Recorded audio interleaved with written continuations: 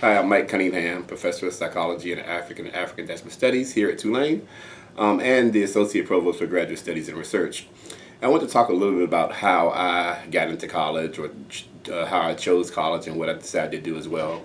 First, I grew up in the Washington, D.C. area. I grew up in Prince George's County, which is right across the D.C. line.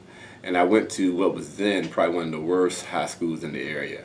And when I would think about like people in my high school, we started with 450 people in our graduating class at the beginning of the year, and 325 graduated because there were so many people who just didn't finish.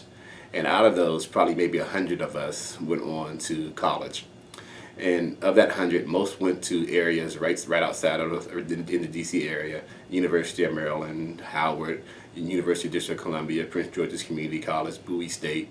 And I was one of the few people who decided, hey, I'm getting out of this area. To me, going to college was about growing up, and experiencing things. So I went to college in Atlanta, and when I first got there, I remember my freshman year in college, I had an English class, like English 101, like all people take. And there were a bunch of people in the D.C. area in the class, and we were talking. They said, "Oh, you're from the D.C. area too. Where'd you go to high school?" And I told them, and the first response was like, "Ooh, shoot 'em up, bang bang," because my high school had a really bad reputation, and they had gone to all these elite schools, prep schools, boarding schools in the D.C. area. But I was like, okay, well, you got into the same college as I did, so there's something about this. I remember explicitly getting back the first assignment that we got that was given to us, and I got an A, and they got a C. I held up that first assignment, and I went to them all. I said, "Shoot 'em up, bang bang," taught me this.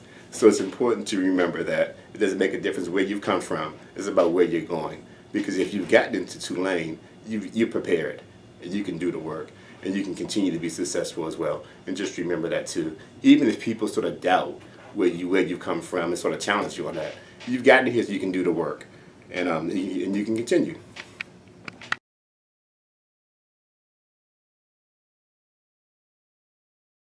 And so study in your own way.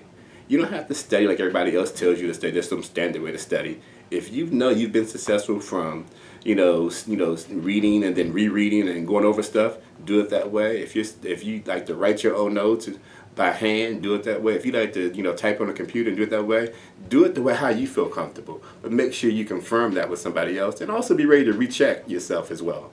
If it's not working, say, hey, this is how I studied in high school, and this is what I've done now as well. I think back also to my first year, and I thought I was a pretty sharp school student in high school. And so my first semester, I didn't study much, and I came home with like a 3, 4 my first semester. The second semester, I didn't study much as well, and I came home with all C's and a D. And my mom was like, "Okay, well, if you come here with anything below a 3.0, you'll be going back. You'll be going to school right here, next door to us." And I was like, "No, going to college is about getting away." So I reached out to some people. I was like, "Hey, how did you study?" I was like, "What are you doing? And let me set some better study strategies as well."